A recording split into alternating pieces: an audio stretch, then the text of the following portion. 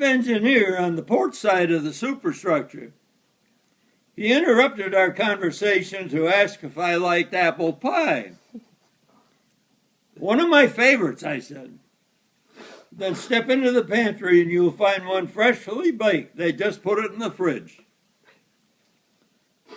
We were standing on the open deck passageway, the pantry located athwartships between port and starboard with open clearance at either end. Go ahead, help yourself. I took a step toward the long, narrow kitchenette, this aboard ship, and hesitated. I haven't seen your Captain Powell since the day I came aboard, but sure as hell, he'll be walking by on the opposite side by the time I'm starting to enjoy it. In other words, I'm in a strange place. Unauthorized. You know, until now, I've steered clear of this area in broad daylight. Being here might even get you people in trouble. There's not a chance of that happening, he said. Anyway, he seldom comes down this far. Now go in and have some before somebody gets there first. I opened the fridge. It was bare except for that prized delicacy that I regarded with the same amount of unabashed avarice as I would it had been a Hope Diamond. I took a minute to ruminate over its golden brown crust and sniffed the aroma. Mindful of the fact that I dare not loiter too long, I placed the pie on the counter and cut myself a generous helping. I don't know how far this thing goes. Oh, it's all right. It's all right. Keep going. We've got time. No. Before I could put down the knife, I heard steps along the starboard companionway and looked up in time to meet Captain Powell, eyeball to eyeball. After a fleeting glance, he disappeared past the open door of the pantry without stopping. This is a strange ship I'm on. And he's a lieutenant. I hadn't even taken a bite. Somehow the pie suddenly lost its magnetic appeal. In that brief interval, it became just because another piece of pastry, which I decided to gulp down and get the hell out of there. That night I told Dubazon, and he was the fellow attached to the ship, and the others about my brief encounter with their skipper. And they laughed it off as an inconsequential matter. And then I'll come down here. I don't think you... It's all good. Did Powell know the pie was in the refrigerator? And did he come down to the pantry with the intention of eating it himself? I lost some sleep thinking about that. The following day, I met the chief engineer again at the pantry door, his customary hangout. What bait has he planted in the fridge for me this time? I wondered. I chided him about his false assurances and questioned his sincerity.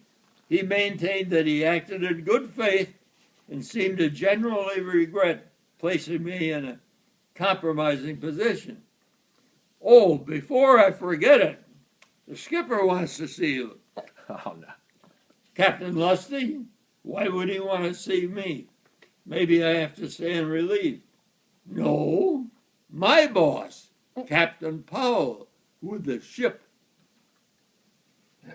I was writing on. This time, I was positive he was joking. Captain Powell, why would he want to talk to me? We hadn't even met. Something to do with the unloading operation? No.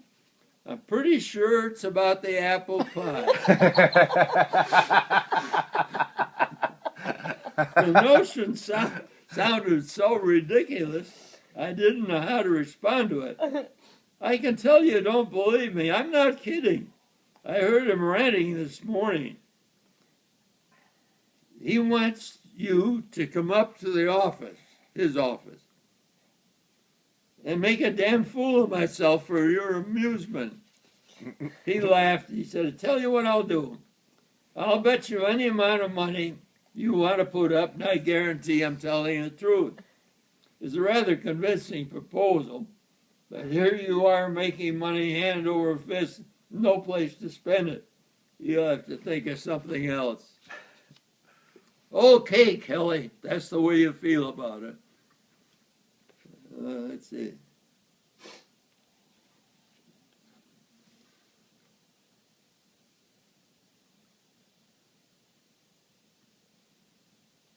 Just keep going, Dad. It's all good. Yeah? Yeah, it's all good. I was about to apologize if I'd hurt his feelings and reconsidered. If this was indeed a hoax, I'd be making a bigger ass of myself. I walked over to starboard, stopping at the base of the stairs, which led up to Captain Powell's office. Taking time out to further assess the situation, I leaned over the ship's rail and stared vacantly in the direction of the distant atoll. I had last resolved to go up and let the devil take the hindmost. If it developed into a major problem, Leslie, that was my boss, would back me up, and all Powell could do would be to insist that I stay in the lower hold.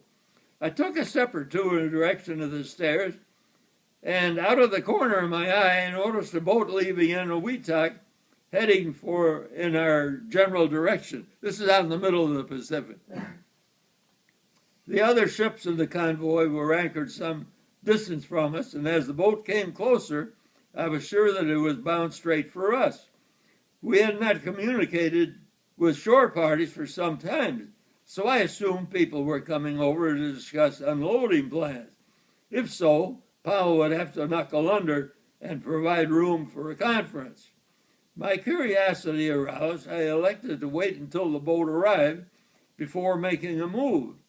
When the boat came within a few hundred yards, I made out a large red cross on its forecastle deck. The ambulance boat made fast to the gangway immediately below where I stood, and the stretcher bearers rushed past me heading for the stairs. I was about to ascend. After a short interlude, they made their way down, carrying a large man wrapped in a blanket. As they passed a couple of feet from me, I recognized the pallid, flabby face of Powell, the skipper. His eyes closed.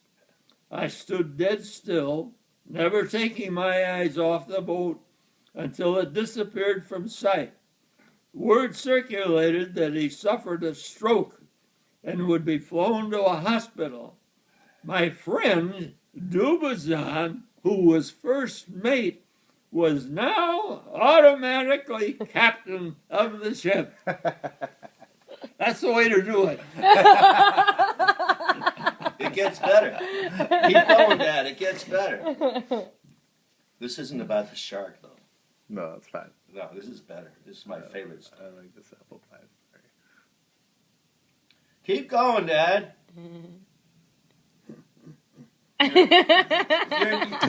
Keep going with your narrative. We're enjoying it. Huh? Don't go ahead. Keep going. Okay. Yeah, and it's very good. At the conclusion of the trip, I telephoned the BOQ, Bachelor Officers Quarters, to have Mark Little drive to the deck and pick me up in accord with parting suggestions. There was no answer. He was in charge of all personnel. In checking in, I learned he was detained and would return to his room shortly. When he arrived, I needed no explanation accounting for his emaciated, gaunt appearance. Once we celebrated our reunion, I asked him to confirm whether he'd been run through a drying out process. Yes, Patty boy, as he often called me, I missed your restraining influence and went off the deep end.